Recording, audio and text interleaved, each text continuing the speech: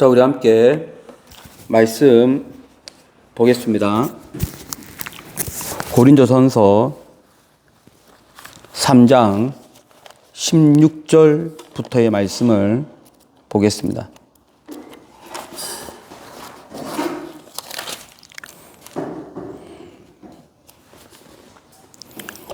자, 우리 고린도전서 3장 16절부터 20절까지의 말씀입니다. 우리 다 함께 16절부터 20절까지의 말씀을 합독을 하겠습니다. 너희는 너희가 하나님의 성전인 것과 하나님의 성령이 너희 안에 계시는 것을 알지 못하느냐? 누구든지 하나님의 성전을 더럽히면 하나님이 그 사람을 멸하시리라. 하나님의 성전은 거룩하니 너희도 그러하니라. 아무도 자신을 속이지 말라. 너희 중에 누구든지 이 세상에서 지혜 있는 줄로 생각하거든 어리석은 자가 되라. 그리하여야 지혜로운 자가 되리라. 이 세상 지혜는 하나님께 어리석은 것이니 기록된 바 하나님은 지혜 있는 자들로 하여금 자기 꾀에 빠지게 하시는 이라 하였고, 또 주께서 지혜 있는 자들의 생각을 헛것으로 아신다 하셨느니라. 아멘. 우리는 오늘 이 말씀을 통해서 어떻게 나 자신의 경건이 왜 필요하고 뿐만 아니라 나 자신의 경건이 있으면 이제 교회의 경건, 다른 말로 교회의 거룩, 이것이 이제 일맥 연관되어 있는데 왜 우리는 나 자신을 경건해야 되는가? 그리고 교회는 왜 또 거룩해야 되는가? 오늘 이 말씀을 통해서 함께 은혜를 나누겠습니다. 나 자신의 경건, 내가 거룩해야 되는 이유가 먼저 나오는데 그것은 우리는 하나님의 성전이라는 것 때문입니다. 우리 다 함께 16절 말씀을 합독을 하겠습니다. 너희는 너희가 하나님의 성전인 것과 하나님의 성령이 너희 안에 계시는 것을 알지 못하느냐. 아주 중요한 말씀이고 너무 유명한 말씀이고, 우리가 이 서신서 설교를 들을 때, 그리고 아주 옛날부터 설교를 들을 때 항상 반복된 아주 유명한 구절입니다. 너희는 하나님의 성전이고 하나님의 성령이 너희 안에 거하신다 라고 하는 이 중요한 명제입니다. 여기에 보면 우리가 하나님의 성전이라고 분명히 말씀을 하고 있습니다. 우리가 생각하는 하나님의 성전은 예루살렘에 있는 화목제, 번제, 속죄제를 드리는 그러한 성전입니다. 예루살렘에 있는 성전, 눈에 보이는 성전, 그 성전을 우리가 성전이라고 생각을 하고 있고, 지금 이 고린도 전서의 이 말씀을 보고 듣고 하는 사람들도 그 성전을 생각을 합니다. 그리고 이 고린도 전서가 쓰여질 당시에는 아직도 AD 70년 이후가 되어서야 성전이 무너졌지, 그전에는 성전이 남아 있었기 때문에 지금 이 말씀을 듣고 있는 이 독자들은 생생하게 그 성전을 생각합니다. 그 성전이 곧 우리라고 하는 그 명제를 하고 있는데, 그러면 우리가 이 말씀을 이해하려면 예루살렘에 있는 그 성전이 어떤 곳이냐? 이것을 우리가 먼저 알아야 돼요. 그 성전은 매일 예배가 있는 곳이고, 매일 예배가 있고, 매일 개인 예배가 있는 곳이 예루살렘에 있는 성전입니다. 항상 공적인 예배가 있어요. 우리 오늘날 공적인 예배는 주일날, 수요일날 이렇게 공적 예배가 있는데, 이 당시에 공적 예배는 매일 있었습니다. 매일 아침, 오후 매일 예배가 있었고, 개인 예배는 각자의 제목에 따라서 번제, 화목제, 속죄제, 속건제 이것을 또 매일 드리러 오는 사람이 있었기 때문에 예루살렘 성전은 매일 하나님께 드리는 제물이 타올랐고, 사람들이 끊임없이 왕래했던, 출입했던 그런 곳이 그 성전이에요. 그러면 이때 말하고 있는 그 성전은 그러한 건물로서의 성전인가? 그건 아니에요. 여기에서 말하고 있는 성전은 건물로서의 성전이 아니고, 그렇게 예배를 할 때 예배를 받으시는 하나님이 계시는 곳으로서의 성전입니다. 하나님의 임재가 있는 그러한 성전, 그 성전을 여기서 말하고 있어요. 그 성전이 너희가 성전이다 라고 할 때는, 그러면 보통 이제 사람들은 그 성전에 가야 하나님이 계시고 하나님이 우리 예배를 받으시는 그곳으로 생각을 하는데, 이제 그 성전이 우리라는 거예요. 우리가 그 성전이라는 거예요. 그럼 우리는 어떤 곳이냐? 우리가 매일 공적 예배가 있고, 우리 몸이 매일 하나님께 정해진 시간에 기도하고 예배하는 몸이어야 하고, 그리고 공적 예배가 아닌 다른 때는 우리 사생활을 하지 않습니까? 우리의 개인 생활을 하지 않습니까? 직장 생활도 하고요. 누구는 학교를 가고요. 누구는 사람들을 만나고 사회생활을 하지 않습니까? 요런 중에 끊임없이 하나님께 기도하는 자세를 갖는 것, 그러한 뜻으로 성전입니다. 여러분, 우리는 성전이에요. 예배하는 몸이어야 되고 기도하는 몸이어야 되고, 이러한 하나님의 성전이기 때문에 이 몸에 우리는 하나님이 항상 임재해 계신다는 것을 믿어야 되는 거예요. 뭐와 같이요? 그 예루살렘에 있는 그 성전에 하나님의 임재가 늘 있었던 것처럼, 그렇게 예배하는 성전으로서 나는 하나님의 영이 늘 계시는 곳이에요. 그래서 16절에 이 두 가지를 같이 말씀하고 있습니다. 너희가 하나님의 성전이라는 것을 알아야 되고, 하나님의 성령이 너희 안에 계셔야 된다. 계신다는 것을 우리는 알아야 돼요. 그러면 처음 질문, 우리는 왜 나를 경건하게 만들어야 될까요? 왜 나를 거룩하게 해야 될까요? 왜 내 이 몸에 다른 요소를 집어넣으면 안 될까요? 하나님의 영이 계시고 성령이 계시고 매일 하나님께 예배하는 몸이기 때문에 우리는 경건해야 되고 거룩해야 됩니다. 지금 여러분은 어떻게 여러분의 몸을, 여러분의 정신을, 여러분의 믿음 생활을 어떻게 다스리고 있습니까?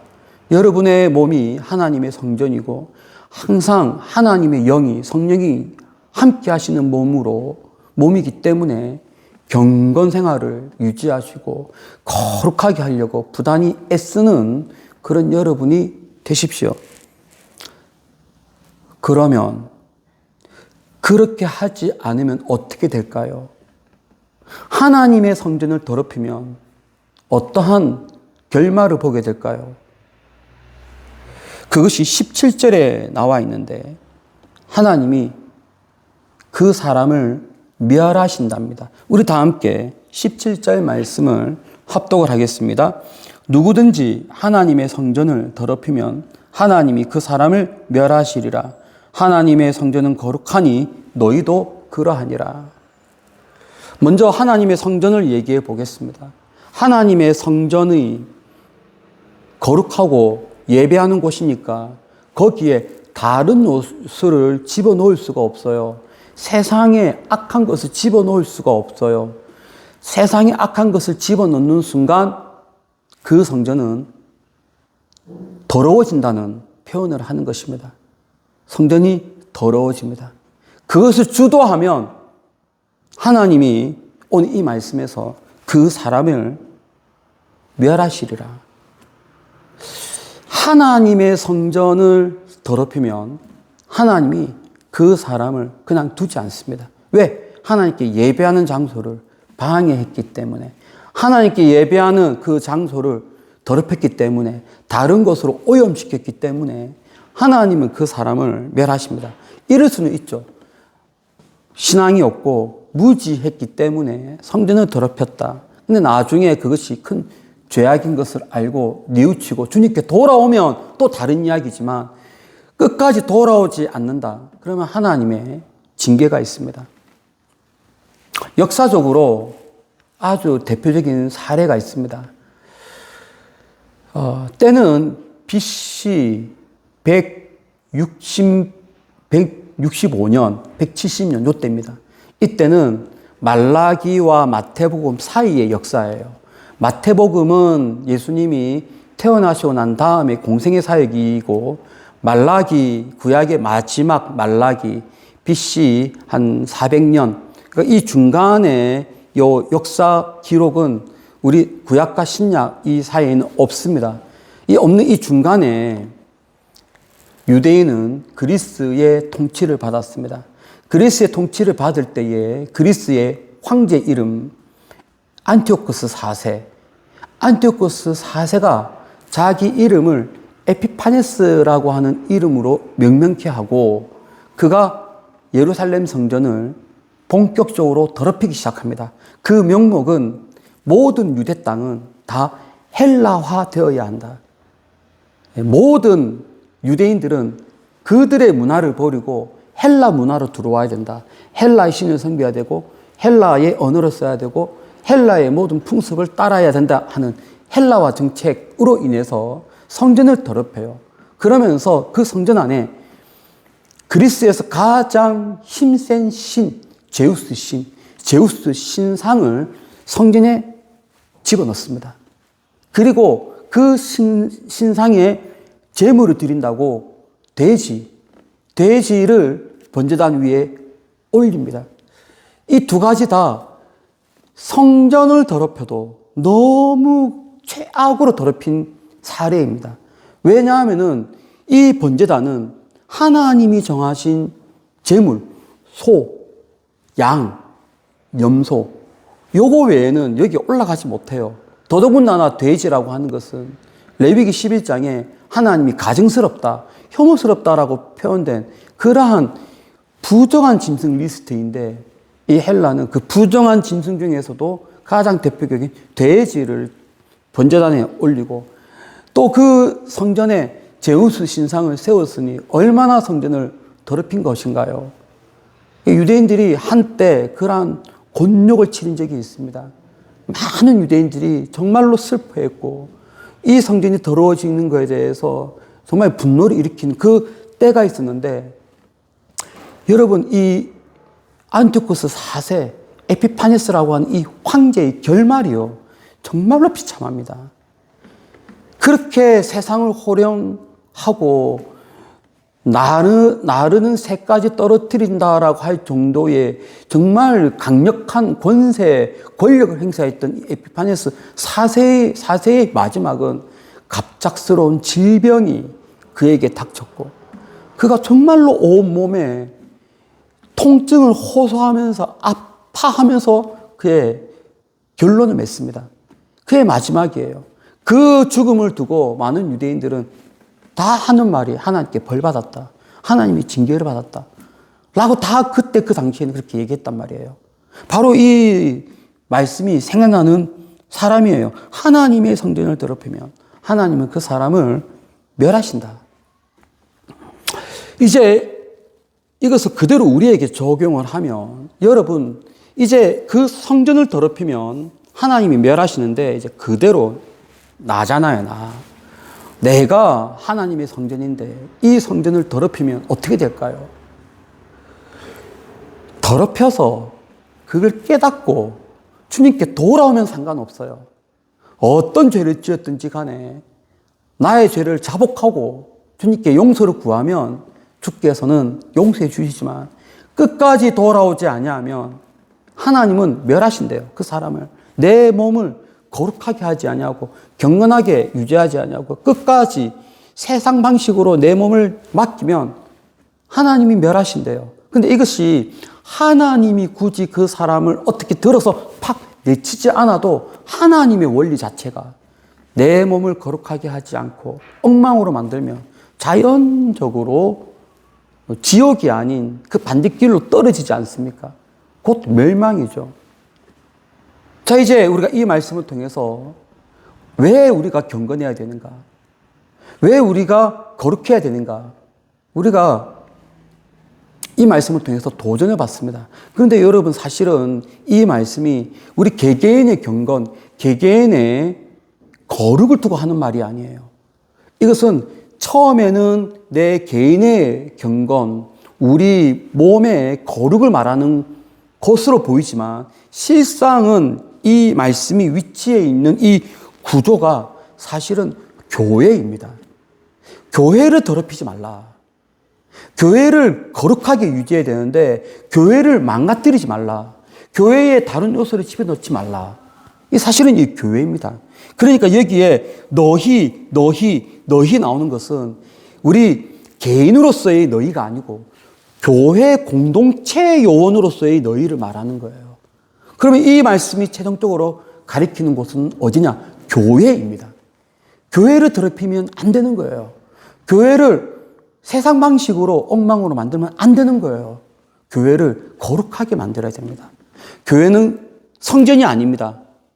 성전하고 교회는 달라요. 하지만 우리가 성전을 거룩하게 여겼듯이 나도 거룩하게 여기고 마찬가지로 교회도 거룩하게 여기는 그러한 우리 신앙생활을 해야 하는 것입니다.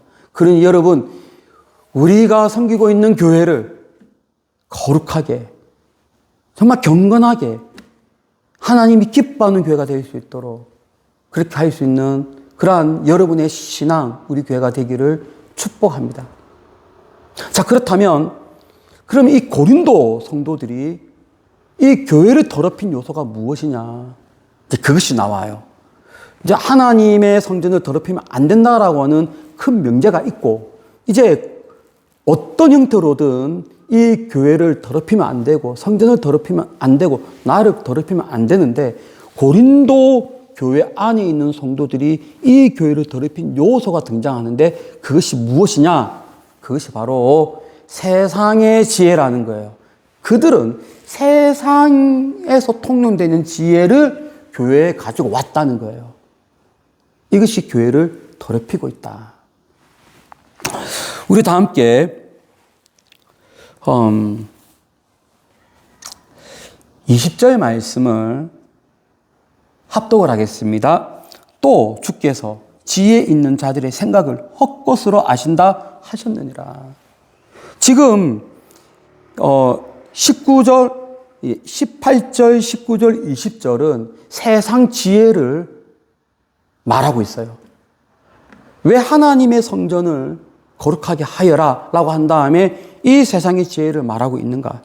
자, 그리고 3장 16절 이전 말씀의 모든 본문 내용은 아볼로파, 바울파, 파당을 짓고 있는 이런 얘기를 한단 말이에요. 거기에 한가운데 하나님의 성전이라고 하는 명제를 던지고 그 다음에 세상의 지혜를 말씀하고 있습니다.